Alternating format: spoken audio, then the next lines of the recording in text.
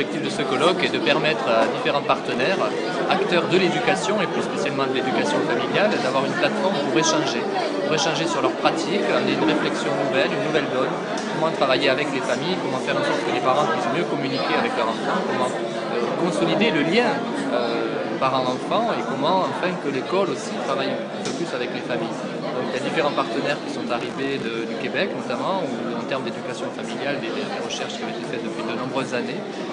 Ces éclairages nous ont permis et ont permis aux travailleurs sociaux et aux différents acteurs de pouvoir bénéficier de leur analyse, qui ont été confrontés à ce qui se fait ici à La Réunion, notamment au niveau de l'école des parents, notamment au niveau des dispositifs de décrochage scolaire en lien avec le soutien avec la parentalité. Quelque part, c'est donner des nouveaux outils et permettre également un état des lieux du soutien à la parentalité dans le département.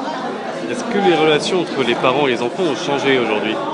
Il est clair qu'aujourd'hui on élève moins les enfants comme on les élevait hier. La société a connu de profondes mutations socio-économiques et la famille est à l'écho de cette transformation. Donc aujourd'hui, la famille d'aujourd'hui n'est pas la famille d'hier, c'est écrit dans de nombreux ouvrages. Et quelque part, la relation à l'enfant est différente. Le monde évolue vite, les solidarités familiales ont diminué, la dispersion de la famille, mobilité sociale, géographique, font qu'en fait l'enfant est élevé directement par la filiation directe, alors que les tiers, grands-parents, oncles, tantes, parrains, marraines, collatéraux ont un rôle amoindri.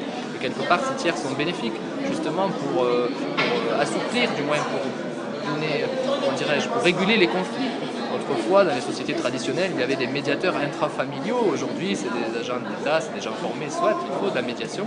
Quelque part, on a besoin de retrouver ce qu'on appelle aujourd'hui, et c'est le concept qui a été amené tout au long de ce colloque, c'est la coéducation, c'est-à-dire éduquer ensemble, école, famille, mais aussi la cité.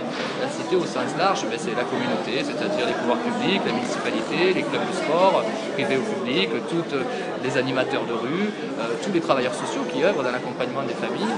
Mais là, c'est-à-dire les cités de l'éducation qui se construisent dans le monde sont bâties sur une logique, c'est-à-dire avoir le même discours. Le même discours, et pour cela, il faut quand même trouver un espace de rencontre. Aujourd'hui, c'est la préfiguration des cités de l'éducation, et espérons que ça fonctionne à La Réunion, pour mettre en place une nouvelle donne. C'est-à-dire, on parle de vivre ensemble à La Réunion, de faire ensemble, mais je dirais même de travailler, d'éduquer ensemble, famille, école et partenaires sociaux, afin que l'enfant soit encadré par des gens qui ont les mêmes discours, les mêmes logiques. L'objectif, c'est de pouvoir travailler ensemble. On appartient tous à des statuts différents, on a tous été formés dans des instances différentes, il y a des cultures différentes. Donc, quelque part, il va falloir un petit peu se mettre au travail et retrouver les valeurs essentielles et savoir l'éducation, elle est première dans la société. C'est ça qui est nouveau.